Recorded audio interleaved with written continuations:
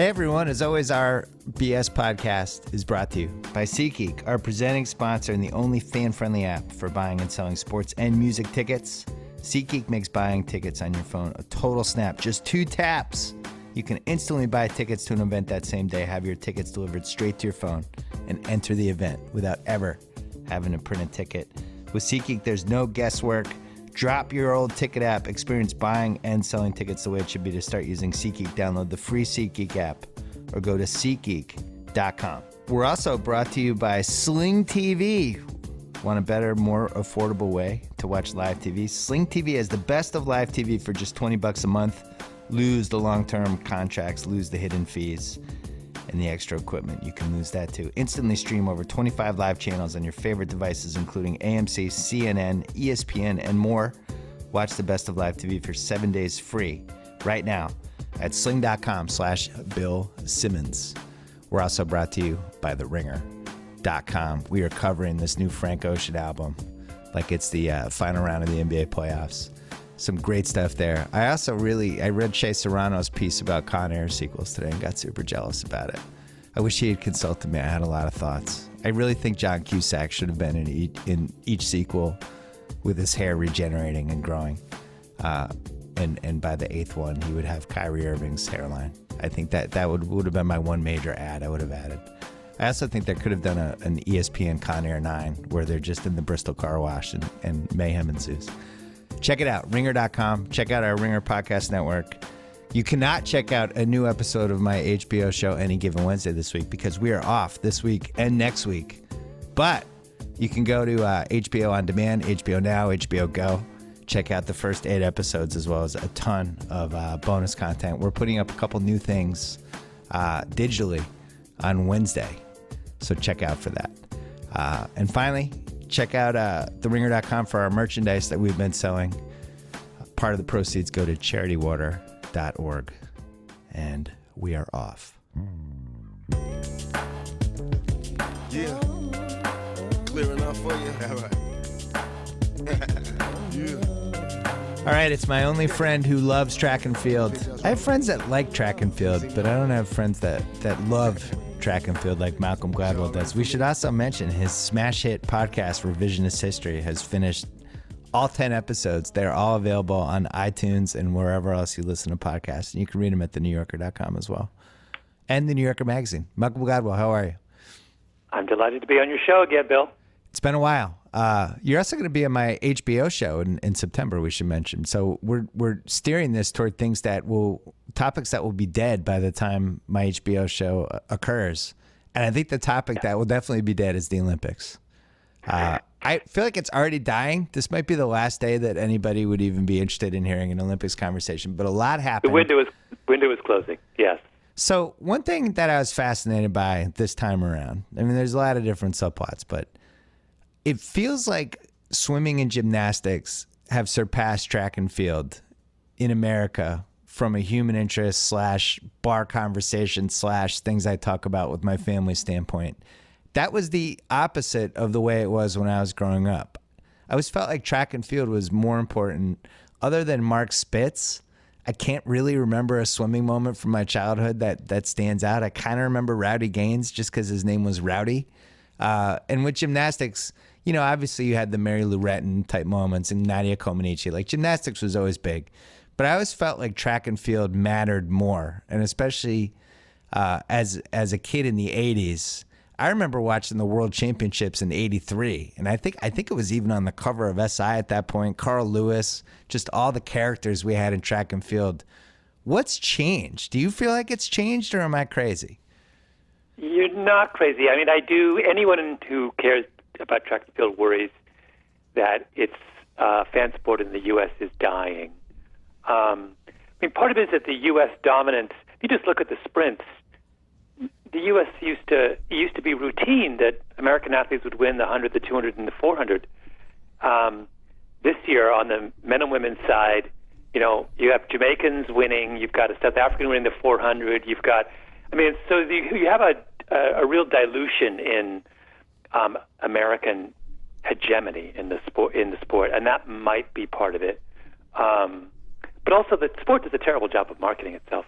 I mean, you can't. I mean, I did this back and forth with Nick Thompson at the New Yorker, and I was saying I couldn't think of a sport that is worse run than track and field. And then, of course, I remember the NFL. But and boxing. It's like it's unbelievable how dumb the people running the sport are. They go out of their way to make it as boring as possible. Like in the real games, the track events, the stands were half full for most of the events, if that. And that's it's unbelievable that you would gather the best athletes in the world together for this extraordinary track meet and no one shows up. I mean, that tells you there's something deeply wrong with the. And Nick and I were talking about one of my ideas for fixing a real simple fix, and this is something that's being done with this series of miles that have been conducted around the states this summer, that they let the people into the infield. Yeah. So when you're running the race, you're running through a wall of spectators. Oh, so wow. in the Olympics, they should, for the sprints, imagine if they put temporary stands, bleachers, on the infield facing the home stretch. So when Bolt's running, the 100-meter final, there are thousands of people right on the track, screaming and yelling. That's an experience that would make, that anybody would show up for, right? It makes it smaller and more intimate, so you give up some total number of spectators. But all of a sudden, you can communicate the emotional power of the sport. It's an intimate sport. You've got to see runners up close to appreciate what they're doing. It's not like soccer or football where you want the big perspective. It's like stuff like that. I don't understand why they're not trying to fix it. So there's two separate conversations here. I like the in-stadium experience is a good one to have first, because I went in 2012. I was so excited to be in London for the track and field. I thought that it was I'd been waiting my whole life to see track and field in person and see the high jump and the long jump and all these different things. And I never realized until I was there, it's a shit show. Like if you're in the wrong seats, it's a giant football stadium. It's 80,000 seats.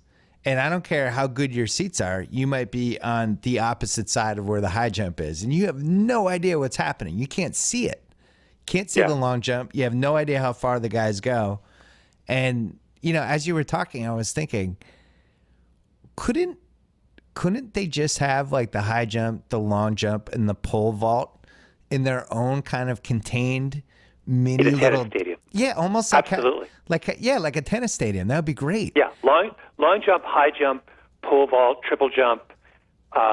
Absolutely, they should. You need those events. The high jump is, if you're up close and watching it, it's unbelievably tense and exciting. Yeah. But it's meaningless if you're way up at the top of the Meaningless. stand. Absolutely, I had no crazy. idea. I had no idea what was happening. And you think something like beach volleyball, which I think has really increased in popularity, especially in the United States, and a not so small part of it has to do with the fact that they're basically wearing Band-Aids for tops at this point. Their outfits are getting more and more Victoria's Secret-esque each time. It's designed by Maxim. That sport.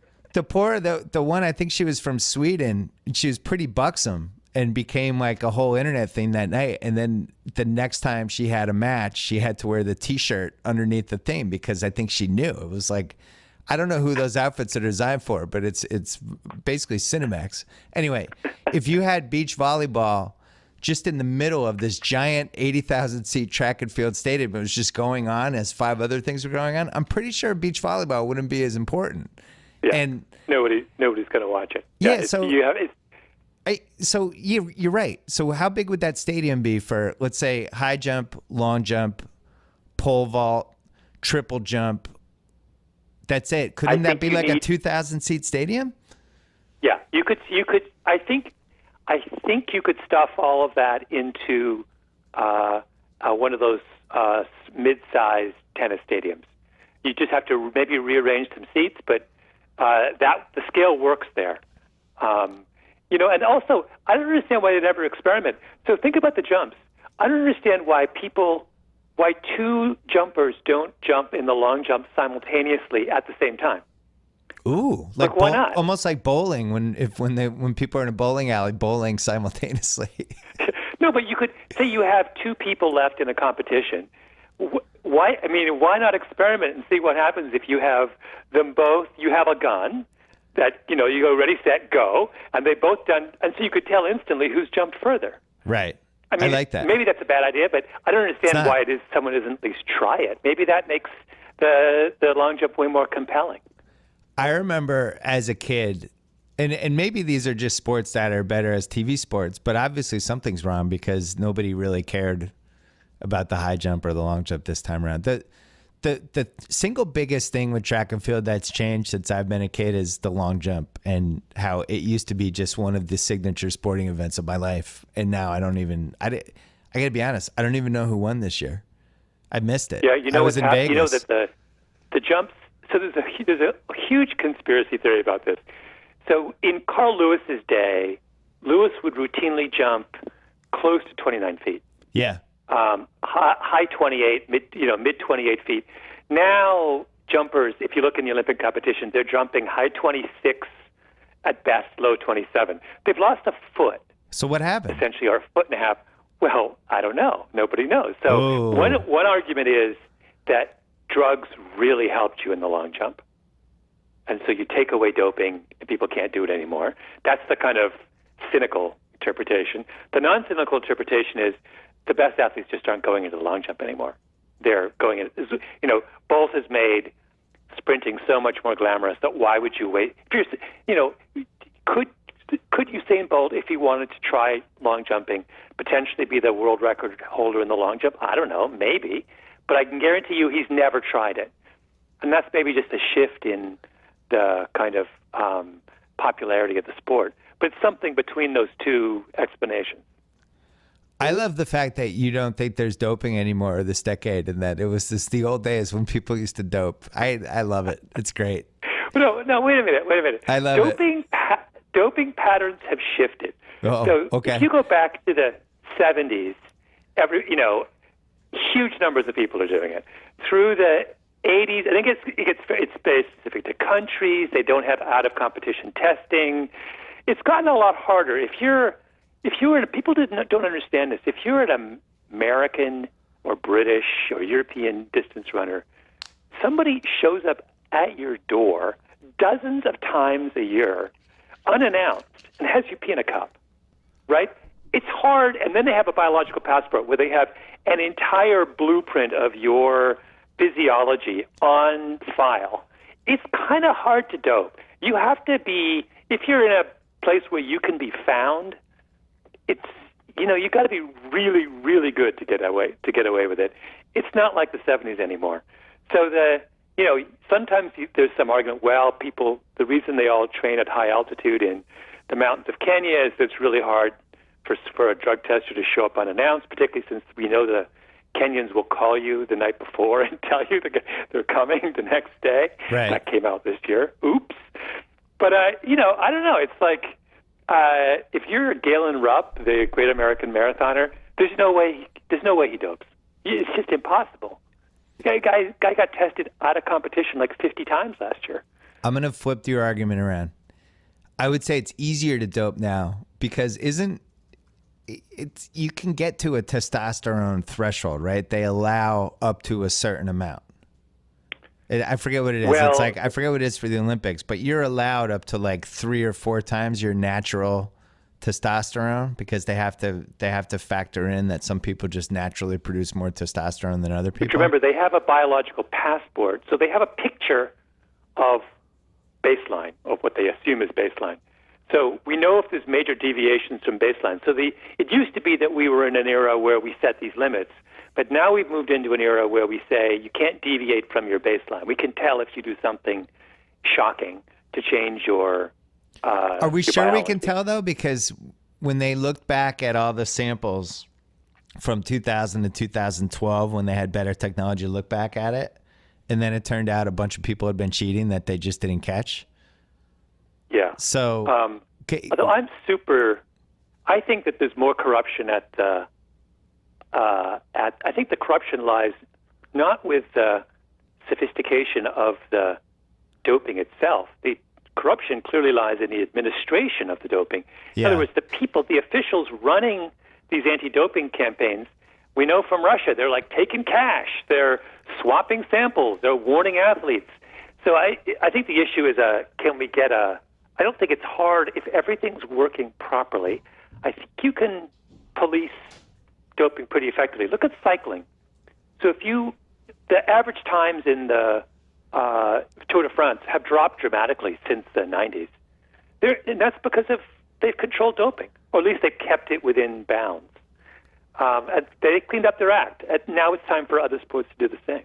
So you think that times and stuff, because I haven't looked at this, you think that times there was a peak of like sprinter times, cycling times, long jump, distance, all that stuff that for women. Oh. So this is the thing. This is this crucial point, which is at the core of all doping discussions and which people routinely miss, which is if you're a man and you dope, you can improve your performance a significant amount, but it's not large. Yeah. If you're a woman and you dope, you can improve your performance massively. Yeah. So there were male doping. Ben Johnson was a doper, but clean runners are today running way faster than Ben Johnson did in 1988. But on the women's side, FloJo famously ran 10.49 in the 100 meters in 1988. Yeah. That record will never be beaten ever, unless someone else takes a massive amount of drugs. Yeah. So for women, doping is infinitely more significant. So female, it's really hard to imagine that a lot of female athletic marks are going to be eclipsed ever. So you think like Carl Lewis in the 80s, we did that documentary for 30 for 30 in the second series. I think it was called 979. Was that the name of it? Yeah. You love that one. Yeah. I remember we did a podcast after that one. It basically kind of proved that Carl Lewis was up to stuff. I don't think there's any doubt that things happened. Yeah. And then you look at the times and the distances and the things that he did. How many times did he have braces? Twice in his 20s? I love the braces is the one. is the thing. I'm not sure that braces is a definitive sign, but nonetheless, I concede it's not far-fetched to imagine. There was a lot of there was a lot of circumstantial evidence that they kind of put together in that. By the way, I'm a big believer in braces, and I always look at the guy's lower teeth. I think the lower teeth, when the lower teeth start going crazy, that's a big HGH indicator for me. Because that's what happens. The HGH... Simmons rules of doping. Oh, yeah. I look at... there's indicators, and they don't always mean there's HGH, but certain things, like you definitely get that little nub between your eyes. Definitely seems like it grows a tiny bit. The jawbone... Back knee's huge. Yeah, the back knee, jawbone becomes more profound. I'm always suspicious, and... this isn't, I'm not saying that everybody who does this is cheating, but the gross giant neck beard I'm always suspicious why anyone would grow that because it's so ugly. It's like, what's the motivation behind the neck beard? I don't totally get it. But anyway, so you don't think that people can doctor their testosterone to get close to whatever the limit is, to give a little boost, but without going over. I think the science is better for that, right? You can basically get right down to the number. So even if so the kind of strategies, I should say that before I go any further that I'm not an expert on this, and I am by no means down with cutting edge doping strategies. But my sense is that in areas where the drug testing administration is efficient and honest, that the kind of stuff you can get away with is pretty small. It's on the margin. Yeah. Okay. Now, do I think there's widespread doping in the NFL? Yeah, because I don't think that they have a clean and efficient detection system. I mean, I think you can get away with, and you've talked endlessly about how in the NBA, if once you're tested once, you won't be tested again. Isn't that the rule? No, it's 4 times. I forget about what happens in the playoffs, but I think it's a free for all in the playoffs. Yeah. But unlike the NFL, the NBA, I think, would rather avoid a situation where one of their signature stars is caught doing something that would be terrible for that person and also the league. So, where the NFL is just will go on a witch hunt with one of the great quarterbacks of all time and a great human being, Mr. Tom Brady. The NBA, I just don't think they operate that way. They have, they're a business, and their business is not just in the 30 teams in the competition, but in these 15 to 20 ridiculously marketable athletes per year. And they're not going to fuck with that. They're just not. I don't think. Yeah. Well, it's not also, there's the thing about running and doping is that doping tends to be used by people who are at a stage in their career where their performance is falling, right? So you can typically tell just by looking at times who's up to something fishy. Yeah.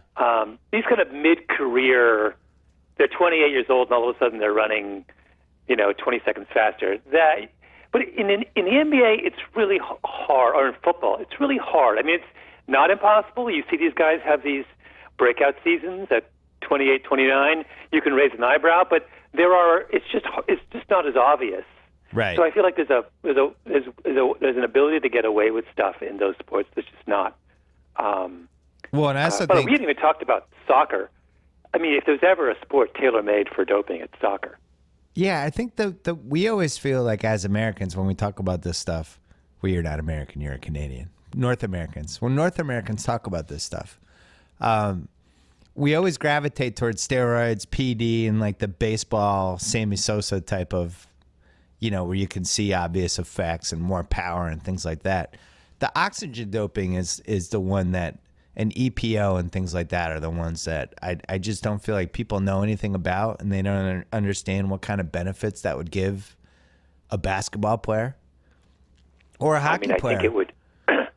So if you think about, to my mind, the biggest issue for a basketball player and is how worn down they get over the course of a season, right? It's recovery. I would say recovery and endurance are the two things that basketball players have to worry about the most. And when we say endurance, what we mean is ability to play at the same level in May that you were playing at in November. Yeah, and also like the ability to, if you're in a playoff series, to be able to play 43 minutes and then 2 days later play 43 minutes again. And those are 43 hard minutes in the playoffs, and I think that's where the endurance comes in, because you don't want you don't want to just die in the fourth quarter. Like when I was growing up, basketball players got tired in the fourth quarter. You know, and I think that's so there's a whole series of strategies that intelligent players would use to combat those two problems, and I find it really, really hard to believe that drugs like EPO, which, EPO is sort of a magic. It is a wonder drug. Yeah. I actually think that large numbers of old people should be on EPO, not massive doses, but it is a drug that simply replenishes your oxygen-carrying blood cells. I mean, it gives you, in a very tangible way, more endurance. If your elderly mother is tired walking up the stairs, I don't understand why people aren't saying there are some legitimate strategies to combat that. So given this extraordinary drug's effects, if you were a soccer player, at the end of the Premier League season, you're not on EPO? If you can get away with it, of course you are. Right. And we're not even positive it's that terrible for you unless you take too much of it. I think it definitely, don't they say it like thickens the blood and could lead to blood clotting? But I think that's if you're like totally overdoing it.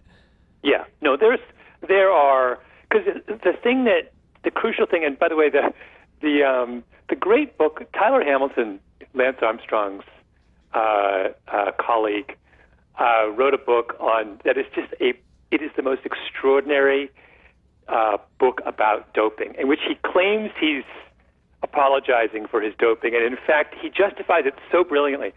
But the thing about that level of elite performance is, when you are training at the level these guys train, the effect of training is to diminish your red blood cell count. And so it's natural that you just replace what you've lost. With EPO, that's what they're doing. They're replacing what they've lost and allowing themselves to work even harder. Yeah. So it fits in seamlessly into the the training schedule of an elite performer. That's why the drug has become such an issue in so many different sports. Well, but we also have all these different things that are legal, like the hyperbaric chambers, the Germany surgery where they take what do? They take the blood out and then they clean the cells and they inject it back in your knee. I had the Germany procedure. Did I tell you this? No. Oh, because you're a runner. I'm a runner. I had a version of it. They took stem cells out of my tibia and injected them in my femur. How did you feel after? Well, I was told to not to run for a month. The month is almost up, and we'll find out whether it worked. The doctor who did it hilariously says, I said, well, how many times have you done it? He goes, lots of times. I was like, well, does it work on people like me? And he goes, well, it works on 25-year-old NBA players. Of course, right. I'm 52, and I'm not an NBA player. So it's like, I don't know, we'll find out how much like a 25-year-old NBA player I am. I do think that these days, I remember I've told this story before in the podcast, but I was talking to Maverick, who's LeBron's business partner, and he was just talking about how much money LeBron spends on his body and how he replicated the gym that the Cavs have in his house. And, you know, he's got a full-time trainer and he's got chefs, and he just treats his body like it's this $50 million mansion in the Hamptons that has a 15-person groundskeeper crew, you know? And that's just what he does. And you think about the guys in the 80s, Bird and Magic and Barkley and Moses, all these people. You know, Bird, I think, I pretty good confirmation, like, was just beer and cigs during the summer until like 1985.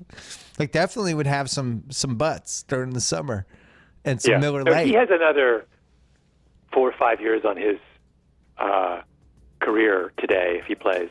Let's take a quick break to talk about our friends at Sling TV. If you want a better and more affordable way to watch live TV, and if you're a cord cutter, and you're out there are cord cutters out there. Usually they're under 30 and they're smart, and they realize that you don't have to pay money for channels that you don't watch, which is the way it should go in real life. Unfortunately, all these places, they make you pay for like 1,100 channels and maybe only watch 150 of them, 100 of them, 75 of them. Well, on Sling TV, you don't have long-term contracts. You don't have hidden fees. You don't have extra equipment. You just hook up online and you can stream 25 live channels on your favorite devices, including ESPN, AMC, CNN, and more. You can watch the best of live TV for 7 days free right now at sling.com/Bill Simmons. And even better, you can call yourself a cord cutter. It sounds like you're the member of a really smart club that's just smarter than everyone else. So try out Sling TV, sling.com/Bill Simmons. And while we're here, let's talk about our friends at Trunk Club. Trunk Club mailed me clothes a while ago, and I'm still wearing some of them because I hate shopping. And you probably hate shopping too. Who likes shopping? I'm always suspicious of people who like shopping. It's more fun when people just mail you clothes and then you get to wear them, especially like, the different seasons, especially on the East Coast.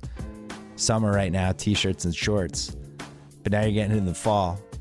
You got to wear some pullovers, some khakis, some jeans, some light sweaters, long sleeve shirts. Well, trunkclub.com/BS. You go there, you type in your measurements, share your likes and dislikes, get your own personal stylist. They'll pick your clothes from over 80 top brands. They'll ship them right to your door. Keep what you like, send back what you don't like. It's not just another way to shop online. It's more than that. They even have stores in Dallas, New York, Los Angeles, Chicago, and DC. You can go there and you can find your stylist and they will help you for free.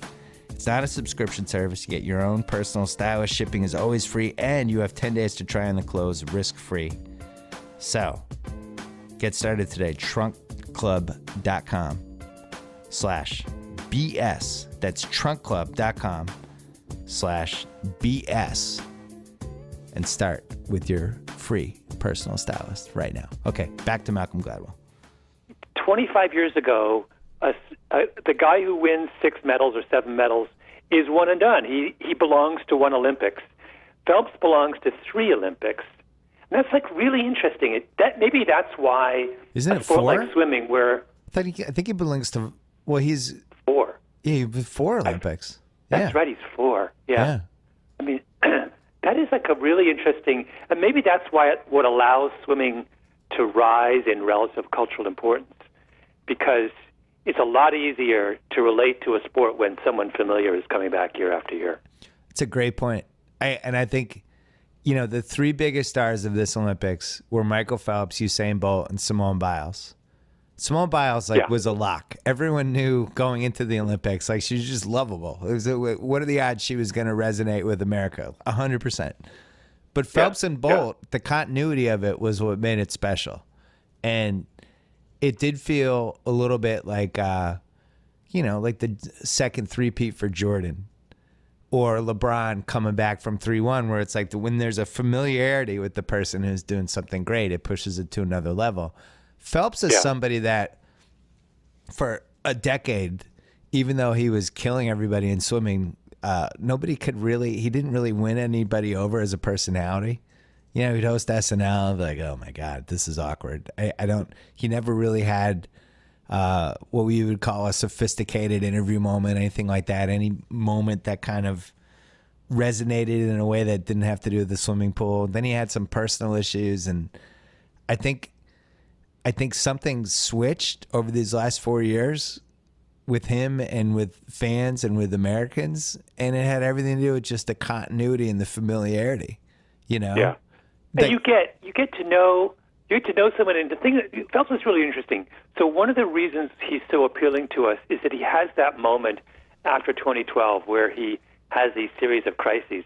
So we're with him long enough, not just to see this sustained pattern of excellence, but with him long enough to see him go through these crises. And so he becomes this, it gets a whole new dimension. He becomes a three-dimensional person. Right. That is, you don't get, Mark Spitz was never a three-dimensional person because we literally met him on August 1st, and we said goodbye to him on August 15th, and that was it. Right, and you look at somebody like Ashton Eaton, who still doesn't matter to really anybody, even though he's probably the best decathlete ever, but I don't even think it's close. But if he came back and he won a third decathlon 4 years from now it's like, whoa, this guy's going to win 3 decathlons? That's crazy. I think the casual Olympics fan might be interested in that. Phelps was great too because, and I actually talked about this with Chris Ryan on a podcast last week, but Phelps reached that point that I think it's so rare to watch an athlete get to when we have a history with them, we know they're great, and then they have this challenger, and you kind of want to see them vanquished. It's like, how dare somebody challenge our great icon athlete? Oh, he's got to swat this person down. And then they do.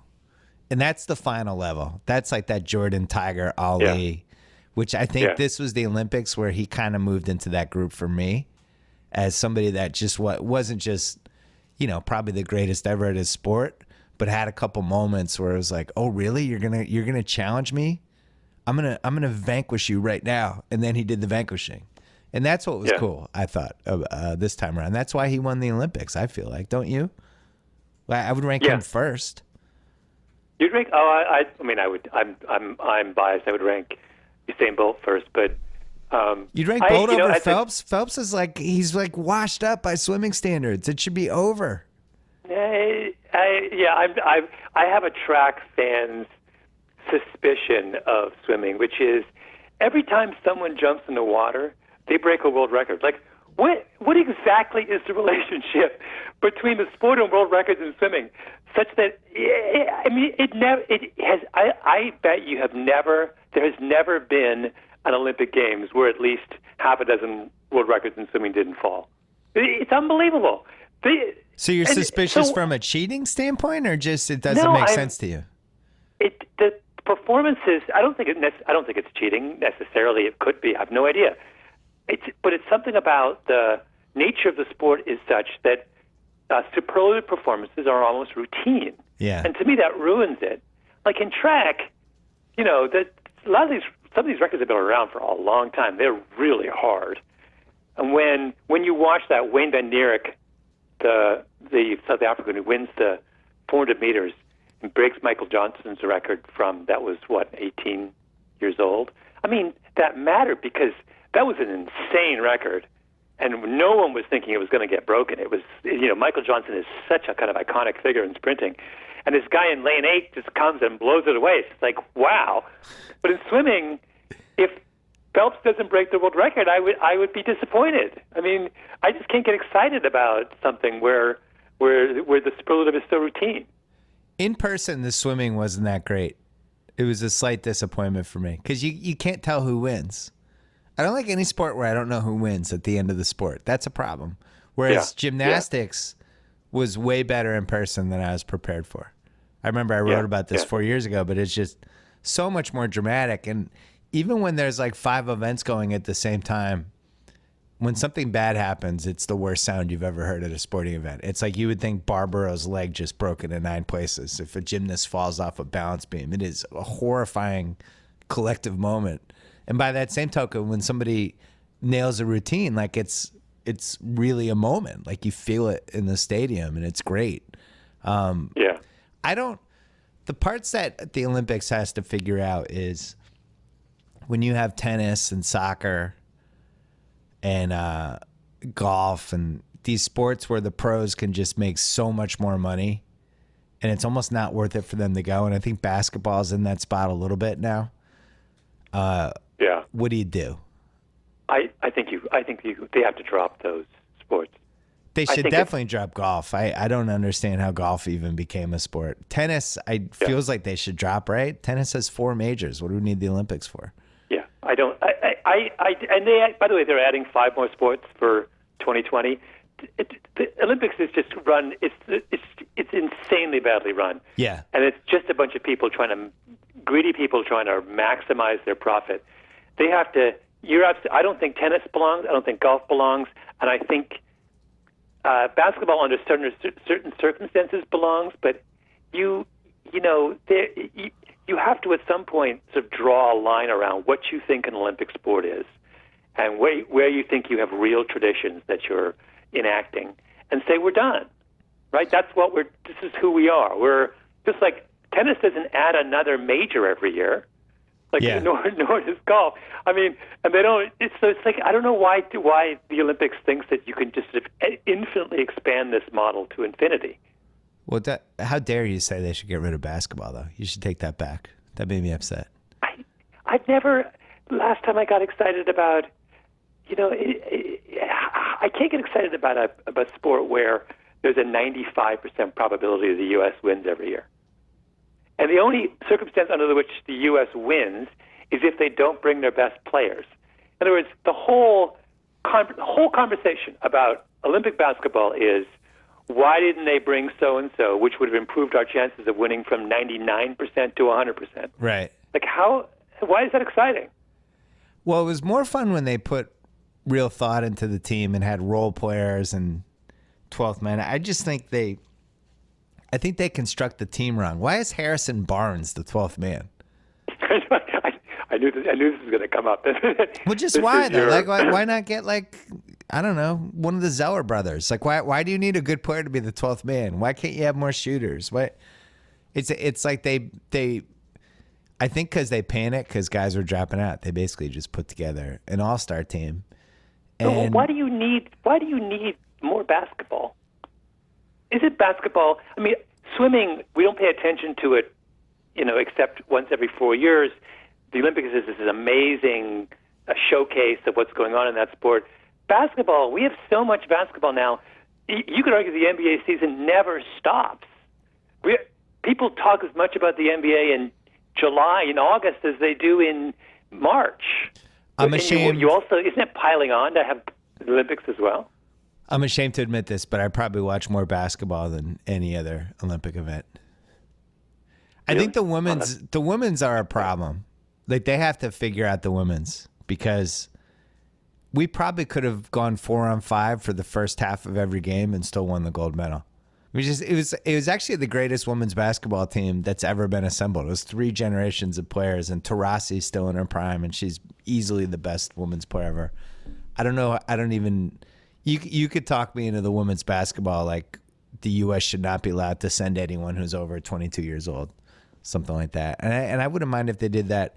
I did something on my HBO show about this a couple weeks ago, I really think we should make it a 25 and under team or a 23 and under team, whatever we have to do. It'd just be more fun to root for, and I think it'd be a better experience for the guys. But Yeah. why can't you say we have too much basketball? I'm going the other way. We have volleyball and we have beach volleyball. So why couldn't the slam dunk contest be an Olympic sport? Oh, come on. Why? What's the difference between that and beach volleyball? Why not? It's a spin-off of volleyball, is beach volleyball. Yeah. So why couldn't we spin off basketball with 2-on-2 or 3-on-3 Sure. If you basketball? think the problem with the Olympics is that they don't have enough events, then sure. But I don't think that's the problem with the Olympics. Explain beach volleyball to me and why, if we have that, we can't have 2-on-2 hoops or 3-on-3 hoops. I have never understood beach volleyball, except, as you said earlier, as a kind of venue for ogling perfect bodies. But I don't know. I don't watch it. I don't find it interesting. I find the traditional volleyball way more interesting. That's thrilling and exciting. Beach doesn't do it for me. I thought the volleyball was too long. It just seemed like, yeah, you turn it on and be like, oh, it's the second set. This is going for like 2 more hours. I don't know. I got bored. I remember in '84 there's watching the guy a lot who of it. watches NBA games that take 45 minutes to do the last 5 minutes of playing time. Well, this is I'm glad you brought pretty this rich. up. I'm glad you brought that up. I think there's so much to learn from the way FIBA, the flow of the game of these FIBA games versus what we have in the NBA. And I tweeted about this a couple of times. First of all, the players, it doesn't seem like the players are allowed to call timeouts. It has to be the coaches, and it has to be during a stoppage, and they get less timeouts. So the game just goes. The way the substitutions are different. No 20-second timeouts. You have, if you get a technical foul, it counts as a real foul, which I think would be a great rule for the NBA. Anytime you have these stupid double technicals, I think guys would think twice if it also counted as a real foul. But the flow of the game was so much better, and especially you could feel it in the last 3 to 4 minutes of a game. And it made me think, like, you know, I've been obsessed with how the NBA could just get faster. And really it comes down to TV money. But the league makes so much money that they could finagle it a little bit for the good of the game. And this is something that I think Adam Silver, who's been the best commissioner the league's ever had, and one of the best sports commissioners ever already, hopefully it stays that way, this is something that I wish he cared more about.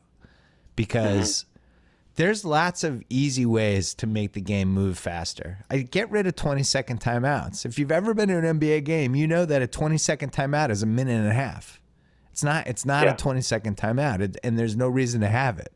But they have set timeouts at the 6-minute mark and the 3-minute mark of every first and third quarter, and then the 10-minute mark, 6-minute mark, and 3-minute mark of the second and fourth quarters. Not to mention all the other timeouts the coaches are allowed, which I think it's like 7 for each team, but sometimes some of the planned timeouts count toward the 7. Also the 20-second timeouts. It's so fixable.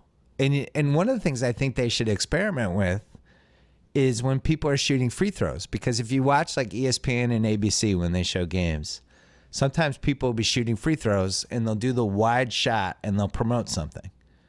So it'll be like, oh, there's DeAndre Jordan. He's going to the line. Hey, coming up Tuesday, it's a new 30 for 30. It's Doc and Daryl. And it'll be an ad as the guy's shooting free throws. And nobody cares and nobody notices that they're running an ad when the guy's shooting free throws because it's fucking boring to watch somebody shoot free throws. So if they picked their spots with that and they had in-game kind of native advertising during the free throws, you could get rid of those 10-minute timeouts in the second and fourth quarter. That saves us 6 minutes and the flow of the game's better.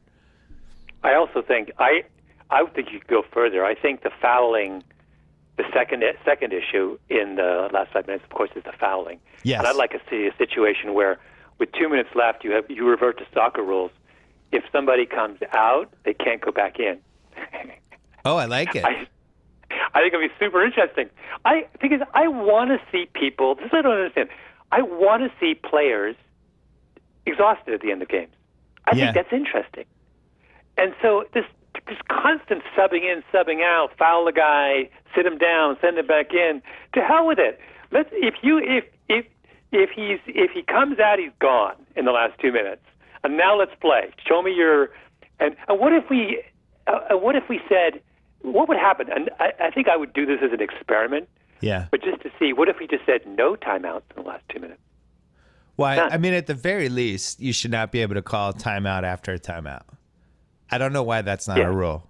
How am I calling a timeout when I'm already in a timeout? So it's like a double timeout? Yeah.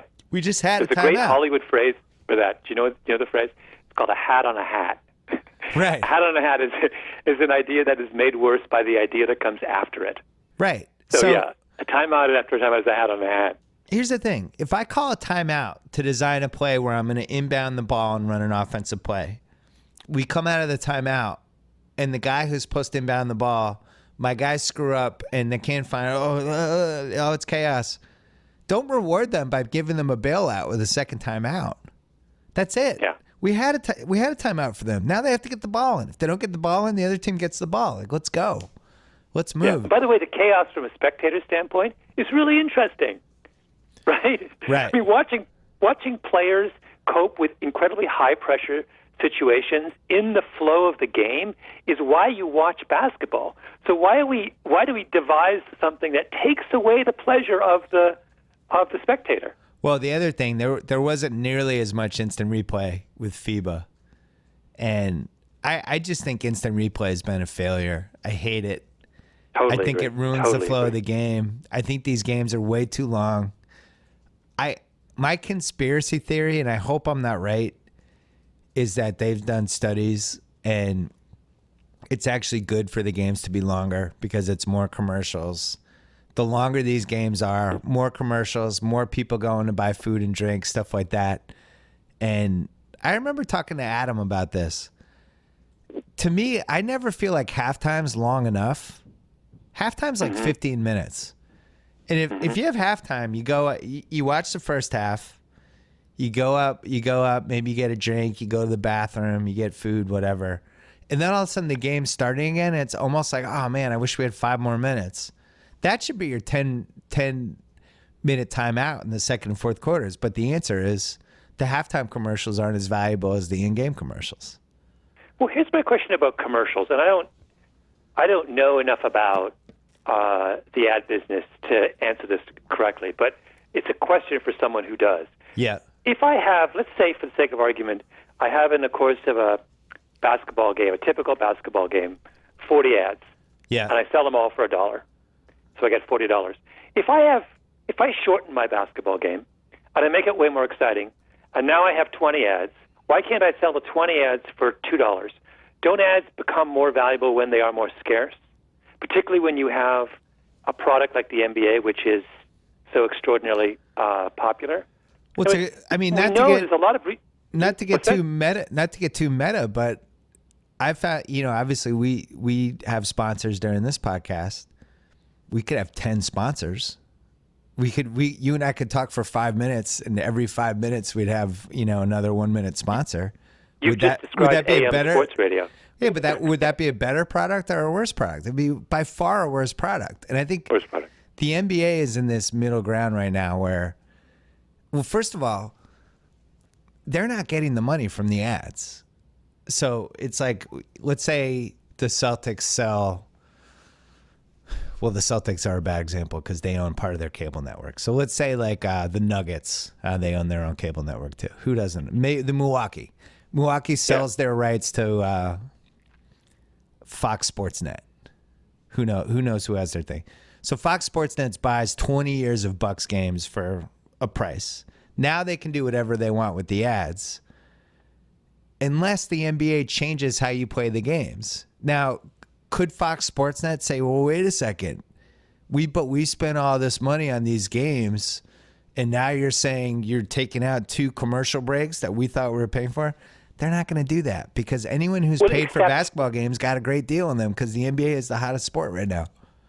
Yeah, but except if Adam Silver were able to prove to them that by speeding up the game you would raise ratings. So I think that is a very, very plausible outcome. That if you did what we're talking about, and if the last 10 minutes of every game was wildly exciting and actually took 10 minutes, I for one, the number of basketball games I would watch if they fulfilled these conditions we're talking about would go way up. So what if Silver says, I think I can deliver 20% higher ratings if I shorten the game and change these rules around timeouts, and then Fox, the advertisers have no beef. They love it. They would make more, like I say, it makes a smaller number of commercials in a shorter game more valuable, and that offsets the lost revenue. Well, don't you think one of the reasons soccer has become more and more popular in the United States, not just because of the wide TVs and the HD, but because it's a contained amount of time? It's like, oh, I'm watching Manchester United play Arsenal. The game's starting at 7:30. At 9:30, the game's going to be over. I know the game's going to be over. That's it. So at 9:30, I'm going to now do this.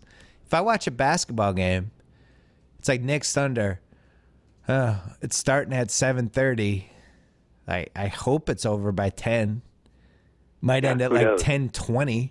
Could go like 2 hours 45 minutes. But it would seem like if I'm ESPN or TNT and I have a doubleheader, and my first game starts at 8. And I know that second game, first game starts at 8. And I know the second game was definitely starting at 10:15 and ending at 12:30. And now my Inside the NBA show is coming on at 12:30. Like, that's what I'd want. And I really do feel like they've looked at this and it's better for them for the games to be longer, because football is the ultimate model, right? Football, you have 60 minutes of action that takes 3 hours and 20 minutes to play. Yeah. And it makes no sense. You're imputing a level of rationality to these guys that may not exist. I don't think they have properly, empirically answered the question of how much ratings would increase, audience size would increase if the game was structurally altered. Right. I think there's a really strong case to be made that there's more money to be made in a faster, more appealing product. Because what happens is they just get lazy. The easiest short-term way to make money is to add more commercials. But what you don't understand is how the quality of the overall product is degrading over time. There's a great analogy to this. Yeah. Somebody was talking to me about some guy in the packaged goods business was talking about, I think it was Folgers coffee, which used to be incredibly high-quality coffee, believe it or not, like way back in the 70s or whatever. And every year they would say, well, do people notice the difference between, 95% coffee and 93% coffee? And the answer would be no. So they would take it down to 93%. And then the next year they would say, do they notice the difference between 91 and 93? And the answer is no. So they take it down to 91. And pretty soon they're at 60, and they're selling shitty coffee, right? Well, that's the situation we're in now. There's a kind of broader meta degradation that takes place over time that you don't see in these incremental moments. Well, it's almost like with gas, where they have the 3 different gases you can buy when you buy gasoline. It's like 87, 89, or 91. It's like, could I use 87? Is that really going to hurt my car? Like, do I use 89? Usually, when you have a rental car, you always use the 87. Yeah, exactly.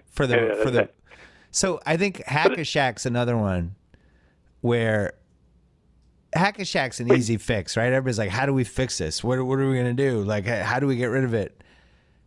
You have referees that all the times are making judgment calls of like, is that a flagrant foul? Is that a normal foul? Things like that. This is a judgment call. If somebody's intentionally fouling DeAndre Jordan away from the ball, just give them the power to call that an illegal foul.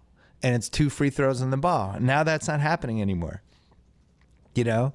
And if you have to make it more of an art to intentionally foul DeAndre Jordan, and it's like, oh, it's a charge, somebody's setting a pick and I just foul him as he's setting a pick on me to send him to the line. Great. That's part of basketball. It shouldn't be part of basketball to just run up behind somebody and hug them. It's ridiculous. The other fix, of course, is that DeAndre Jordan could actually practice his free throws. Right. Which is so hard? I know, but that's the argument against allowing Hack-a-Shack, is you can't create a rule that basically helps 7 people. Because really, it's like 7 people in the league just are terrible at shooting free throws. So you can't create a rule to fix that, but you should create a rule if you're going to have what's that stupid foul they have when clear path? You have that foul, you have flagrant fouls, you have all these different things, but you have no foul or you have no penalty foul for just grabbing somebody who has nothing to do with the play. Yeah. I don't know. I feel like I honestly am starting to wonder if all of this is about extending the game and keeping people in the arena longer, keeping them watching the telecast longer. It feels off to me because all this stuff's so fixable and they don't care. You know? So you're making the case for that you should be the next NBA commissioner. Adam's it's no great. longer about you being a GM. My dream is for Adam to take over the NFL and Barack Obama to be the new NBA commissioner. Would be my dream. And I would like to be Barack Obama's assistant as he saves basketball, which is already saved because Adam did a great job. But we really need Adam to run the NFL. I think Adam would do a great job. Quick break to talk about the people that have saved my face. Harry's. The first razor I've actually liked. I've had a tortured history with razors ever since I started shaving when I was like 15, 16. Probably spent 3 years shaving when I didn't have to shave just to feel like more like a man. But then when that hair starts coming in, my neck just got ravaged. And I would try everything. I would try Gillette. I would try Schick. All these different over-the-counter places. None of them worked. I ravaged my face for 30 years. Tried some different things. And then finally, Harry's sponsored the BS podcast. I started using the Harry's razor. And it's the first one that my face actually is not beaten up after I shave. It has really helped my life. And they mail you little shave gels, shaving creams, all kinds of things. They have razors that make sense, not like these 15-head razors that actually, they're razors that when you look at it, it's not like looking at a lawnmower or something. It's really just $2 a blade compared to the $4 or more that you'll pay at a drugstore. A trimmer blade for hard-to-reach places, a lubricating strip. When does life not need a lubricating strip? I certainly can't think of a time. And you also have quality that is 100% guaranteed. If you don't love your shave, Harry's will fully refund you. Check it out. You can get a Harry's starter set. It's an amazing deal. You get a weighted razor handle of your choice, a shave cream, 3 precision-engineered 5-blade cartridges, and a travel cover, all for just $15. And for a limited time only, a special offer for fans of the show where you can get it for less. Harrys.com. Right now. Code BS, $5 off your first purchase. We forgot to talk about Ryan Lochte. Oh my God! So Lochte. I know you might disagree with me on this, but I think to be an elite athlete, the striking things about elite athletes, particularly in these practice-intensive sports, is that they are rarely dumb. You can't be dumb and be that disciplined and that focused. And discipline and focus overlap so much with what it takes to be a thoughtful human being. Right. But that's why when you meet all these athletes, they're not dumb. I mean, they're the thing about Lochte that's so strange is that somebody slipped through. In some bizarre way, we have an individual who is disciplined and focused enough to be, a world-class swimmer, but in every other aspect of his life, a doofus. Right. But he's kind of like this weird, like laboratory specimen of somebody who broke the mold. We knew he was dumb from 4 years ago when he did the reality show after the 2012 Olympics, which I'm still not totally sure what the point of that show was, but even for reality shows, it was dumb. Like, when the reality show audience is like, wow, this is too stupid for me, that you've really made history with a dumb athlete. I thought, I guess I'm 46. I shouldn't be surprised by this stuff anymore. I thought the amount of time, attention, publicity, everything that was devoted to that story was way out of whack. And I get it, but I thought it overshadowed the second week of the Olympics. Yeah, it was great. I mean, it was Lochte first. I mean, I was watching that 4-hour NBC roundup every night, and there was, even with 4 hours, there was a limited amount of time to show everything that mattered, and they were devoting 5, 10, a segment to Ryan Lochte at the expense of actually showing the Olympics that they have exclusive rights to broadcast. Right. It's like, why don't they just concede the Ryan Lochte story to everybody else and say our job here is to show you the athletes? Don't be crazy. Nice. Yeah, that would have been nice. There was one, I mean, as a track fan, they did a big Lochte story and as a result did not show one of the 1,500-meter semifinals, which is unreal. Like, yeah, that's one outrageous. of the marquee events of the games, and you're not going to show me the semis? I mean, I realize I may be in a small minority on this one, but I was absolutely furious. So, the 1,500, the American won it. Yeah, Matt. Everyone acted like it was kind of an upset, a surprise. You didn't think it was a surprise. You said all the track nerds thought he had a real chance. Well, he had. So it's interesting. The 1,500 meters. The thing you have to understand is that world-class milers never run when they run the normal races on the European circuit every summer. Every time they run a race, there's a rabbit. There is someone who has paid a pile of money to take them out in the first 2 or 3 laps at a predetermined pace. Yeah. So they always run under ideal, predictable conditions that are dictated by them. So the best runner in the world, who's a guy named Ashbel Kiprot, the best miler, goes to the meet director and says, I want the rabbit to take me out, and he tells them what time, right? In the Olympics, there are no rabbits.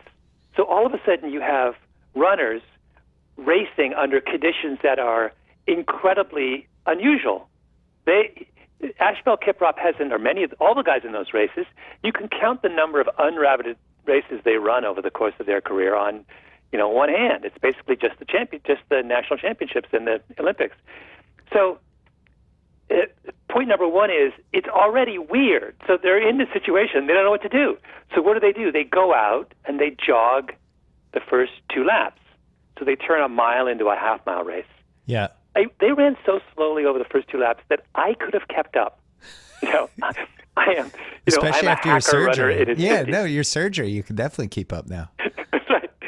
So right away, once that happens, all bets are off. It's a completely different race.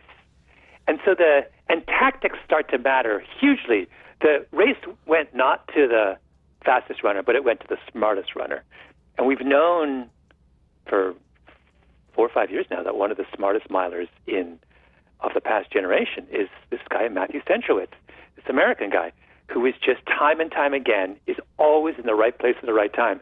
And he clearly, as he realized the race was being run so slowly, put himself in the absolute most advantageous position and just ran, a textbook race. It was just like watching him. It was like unbelievable to see how he was just he was the chess grandmaster who was one step ahead of his opponents. Yeah, he somehow got on the inside, and he knew he had to make the one inside. move where he bumped the guy a little bit, but just enough that it was legal, and snuck in, and all of a sudden he's on the inside. In a normal race run at a normal pace, being on the inside with 2 laps to being in the front with 2 laps to go is not necessarily an advantage at all. Why? It might even be. It's probably a disadvantage Why? because you're doing all the work. Okay. But he was like, wait, the rules have changed, and he also, I think, trained.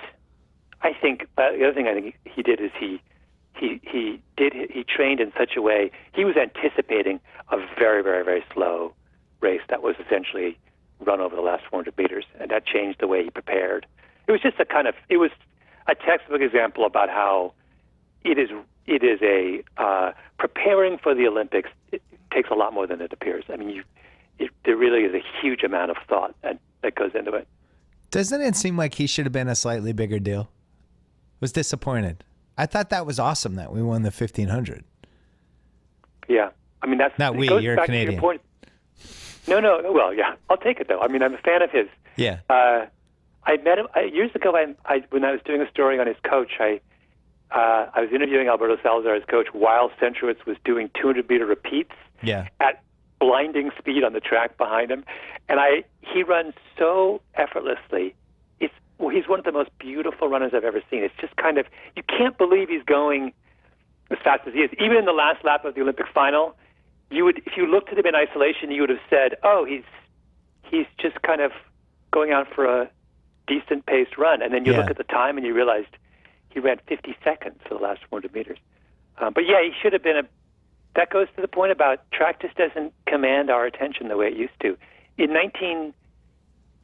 this was 1972, he would be on the front page of Sports Illustrated. He'd be on the cover of Sports Illustrated. Yeah, I was gonna say I'm Prefontaine is one of my weird deep dive obsessions. Every once in a while, I'll go back in. I loved Without Limits. It's one of my 10 favorite sports movies. I really thought it was just so well done and great. Donald Sutherland's awesome. Crudup's awesome.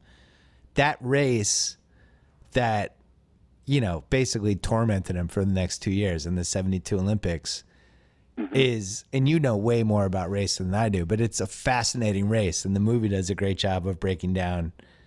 He basically ran the last lap was as fast as he could go. And it still wasn't enough just because of the way the race broke and he made his move and he got blocked at one point.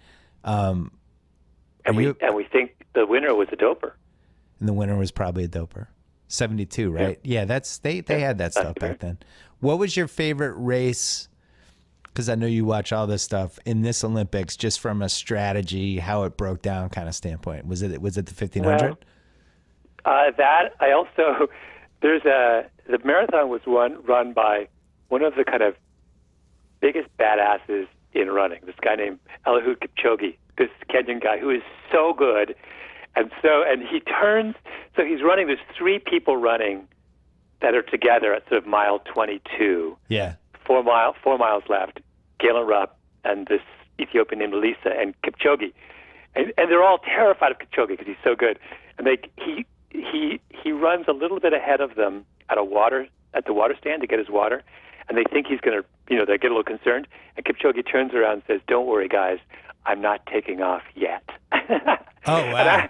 And after the race, Galen Rupp was recounted that story, and basically, so we're at mile 22 of the marathon, and Kipchoge is trash talking his competitors. I mean, it's just fantastic. Wow! That was watching it. It was just kind of and then he just put the hammer down, and no one could stay with him. But that was an extraordinary performance. He runs at no time during the entire marathon did he look like he was tired. He looked as fresh in mile 26 as he did in mile 1. And he threw down between miles of 21 and 25. He was basically running as fast as anyone has run that stretch of a marathon. What about our dude Mo Farah falling down and then getting up and still winning the race pretty easily? Wasn't that amazing? Yeah, that's because that was a tactical question. They were running so slowly at that point that it was possible for him to catch up, which is why you would run at such a pace when you're trying to beat Mo Farah is a really good question. I mean, nobody wanted to run a proper race. The only way to beat him is to run a proper race, and they wouldn't run a proper race. So, what happens? He falls down and he still beats them. I mean, the collective stupidity of runners sometimes is hard to imagine.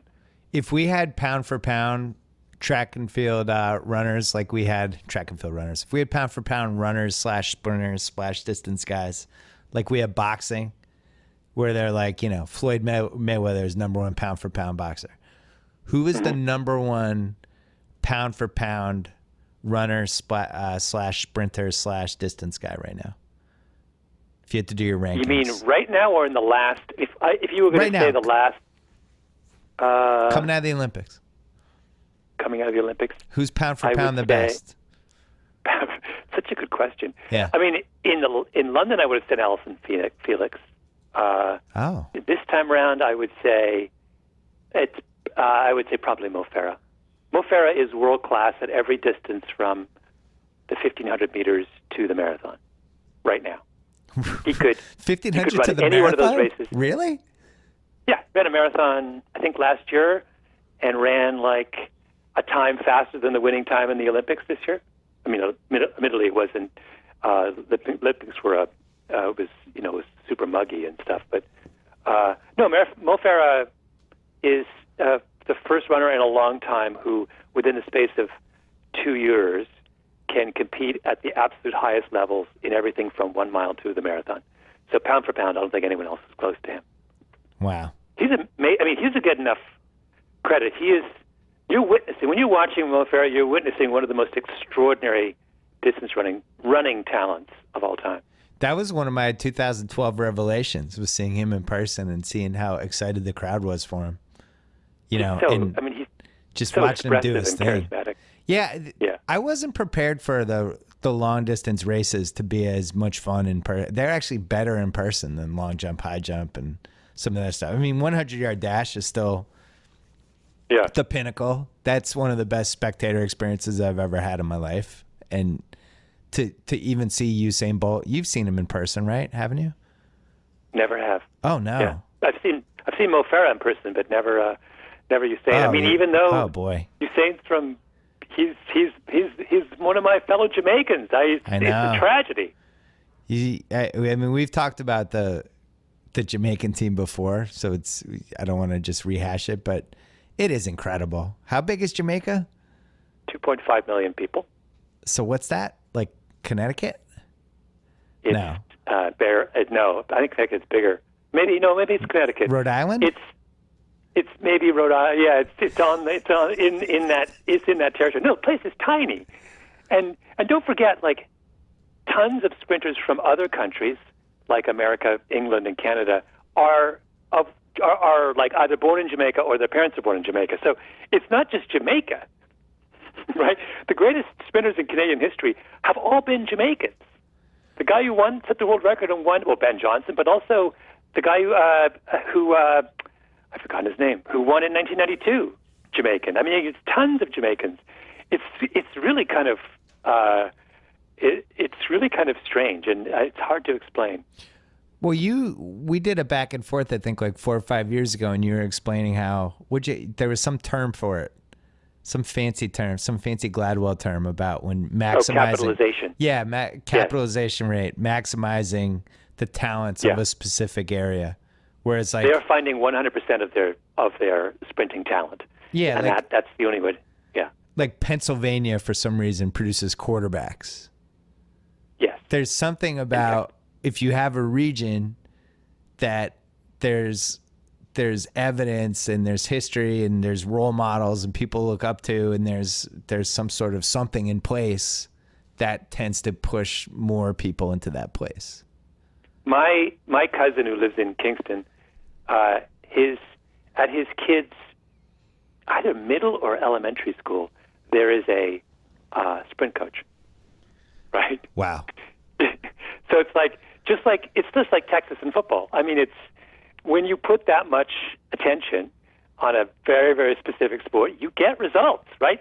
There is zero chance if you can run a 10.5 or faster 100-meter dash and you're Jamaican that they don't find you. Zero chance. They find you. Well, I'm going to leave you with this, and then we have to go. Like, capitalization rate. This is why it is incredible to me that the U.S. soccer team didn't make even the Final Four for women for the Olympics.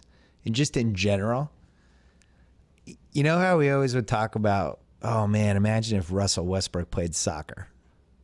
Or imagine if LeBron played soccer, and we go through all that. Kyrie Irving, oh my God, what a soccer player would have been. With women's soccer, we're getting the best athletes now for women's soccer. Just as many girls play soccer in America as boys from age 6 on. And the difference is with the men's sports, they're getting put, you have football, you have baseball, you have basketball, there's team sports, and there's different role models. I would say the best athletes are playing basketball right now. For the most part, specific types of athletes are gravitating there. In soccer, if you're a great athlete, with women, let's say you have a great 12-year-old athlete. Well, what's she playing? Like, my daughter's a good athlete. She's not like a phenomenon, but she's a good athlete and she loves soccer. And the two sports she's going to gravitate to are probably soccer and basketball. And then at basketball, you hit a point where you need to have a certain height or a certain body, and there's the AAU grind, things like that. Soccer is probably the most inviting of all the sports. And then just talking about from a female standpoint, it would just seem like that's where our best athletes are. And now we have the infrastructure of 40 years. You have club soccer, you have all these different things. It would just seem like we should be dominating in women's soccer. Yeah. So to not even make the Final Four at this point in 2016 is just dumbfounding to me. And there's a whole strategy conversation that is probably super nerdy for this, but the way that American teams play from the youth sports level on is they play to win. They don't play possession. Like when you see like a team like Barcelona where everybody, it's possession, passing, quick passes, give and goes, triangles, things like that. A lot of the youth sports teams, they just play to win. So you just put your two fast kids at the top and you chip it up ahead. They chase it and they try to score, and you're just taking advantage of their speed and their athletic talent. And at some point that catches up to you because everybody's fast and everybody's good. And when you watch like our women's team play, it's a lot of that stupid stuff that starts at age 8 with kids just trying to win. It's like, I look at what's happening to both sides of what we have, men's soccer and women's soccer. And it's an outcome of what I watch at my daughter's soccer games, when these teams are just playing to win and they play this dump and chase. And that's the way we play with our national teams. It's like we have no infrastructure. And it's the same thing with basketball, with the AAU culture. And the fact that we don't have like traditional point guards anymore, and everybody's a shoot first, whatever.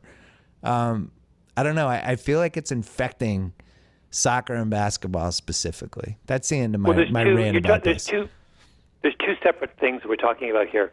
There's one necessary revolution has to be in the numbers of people who are playing a sport. Yeah. And the second necessary revolution has to be in the sophistication of the coaching and preparation. And so you have, if you look at countries that have historically dominated soccer, like the Netherlands, very, very small country.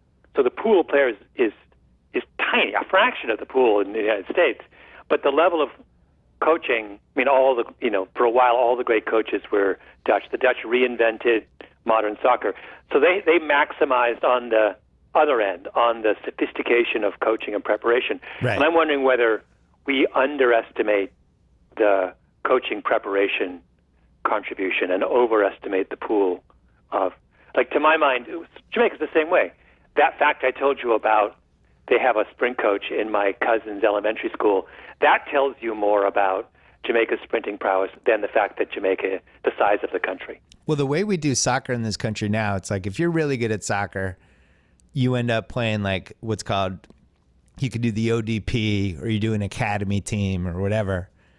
And it's the same commitment that like gymnasts make when they're trying to become Olympic gymnasts. You're talking like 20 hours of practice a week, tournaments just about every weekend during the soccer season. You're traveling.